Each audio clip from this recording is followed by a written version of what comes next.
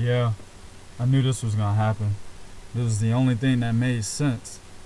So, with the disappearing act that Adonis Stevenson is doing, or currently been on, for the past 3 fights, the only other opponent that really makes sense for Kovalev is Jean Pascal.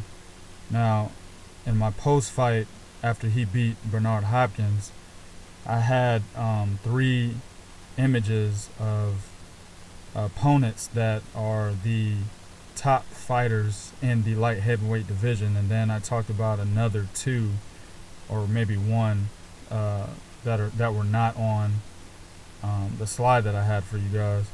I stated that Jean Pascal was the best opponent out of all of them, even with Adonis Stevenson.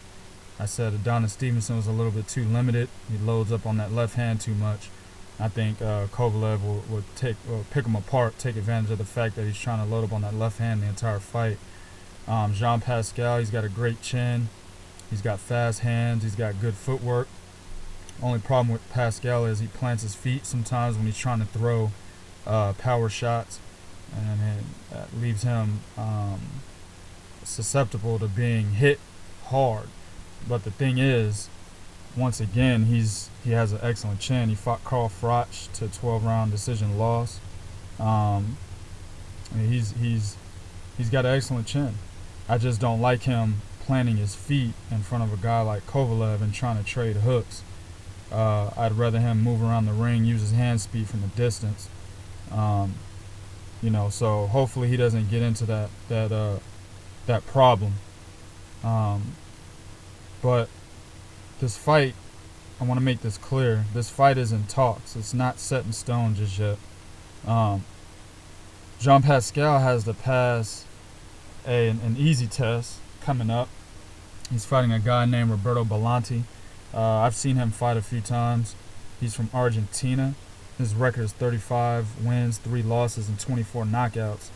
The fight I did see, I saw him lose to Jürgen Bremer, who was another guy that I had on the post-fight slide. I said that he was a little too old and he was too slow. Kovalev will most likely knock him out. He's the WBA, if I'm not mistaken. I think he's a WBA champion, a light heavyweight champion. Don't quote me on that. I'm not looking at any notes. But yeah, Belanti lost to Jürgen Bremer, and then he lost to British fighter Tony Bellew, who in turn just got a little bit of claim to fame, got a little bit of revenge, beating Nathan Cleverly by split decision in a rematch of a fight that was very controversial the first time around.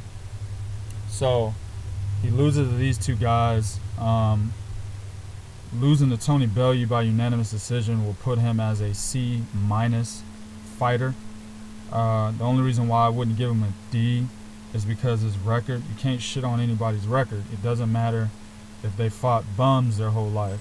I mean, there's an opportunity for you to be a bum, even fighting bums. Meaning there's bums out there, records are like 19 and 15, and they're fighting bums as well. So, I mean, he's passed the bum test.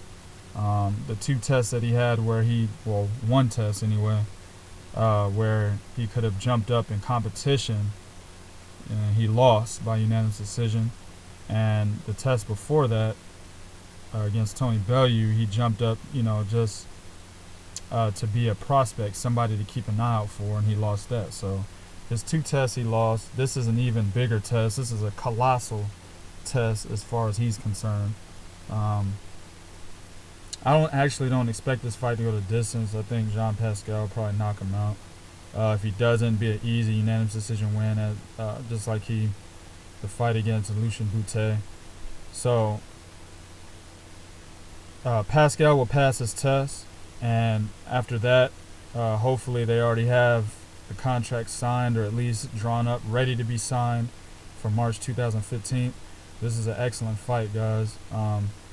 One thing, when I was looking at this article, I saw a lot of comments on the article, and there's a lot of people sleeping on Pascal, man. And the reason why they're sleeping on him is because of his loss to Carl Froch.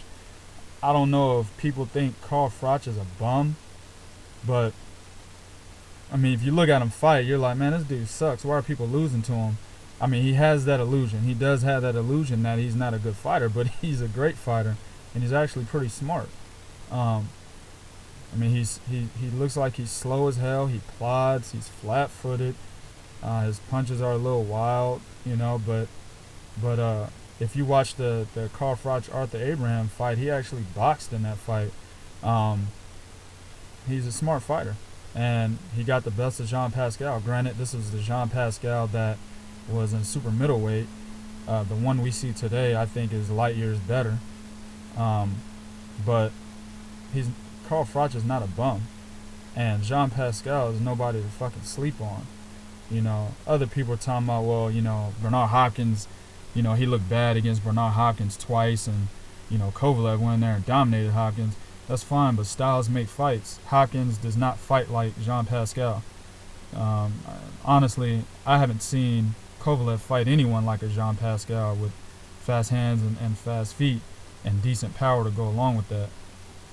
So this will be a new test for Kovalev. Just like Hopkins' defense, his ability to elude, and his ruggedness on the inside, that was a new test for Kovalev. So 2 new tests for Kovalev back to back. This is exactly what boxing needs. This is exactly what other fighters, they need to follow this template that, or the standard that Kovalev is setting. One more thing I left out with Jean Pascal. He's a little too wild on his punches as well. I left that out. Sometimes he gets overzealous. He feels like he's winning the fight, so he starts banging away, and a lot of his punches are too wide and too looping, and he leaves himself wide open. Given the Kovalev that I saw against Bernard Hopkins, if Jean Pascal does that, I'm not ready to say that he'll get knocked out because he has an excellent chin, but he will get exploited, and he will lose rounds from doing that. But I won't do a prediction just yet. I want to wait until this fight has already been signed. Everybody's cool with the money they're getting. Both sides is happy. Fight's ready, you know, to go. It's on the way. That's when I do my prediction. But until then, I'm hitting y'all with news. 1.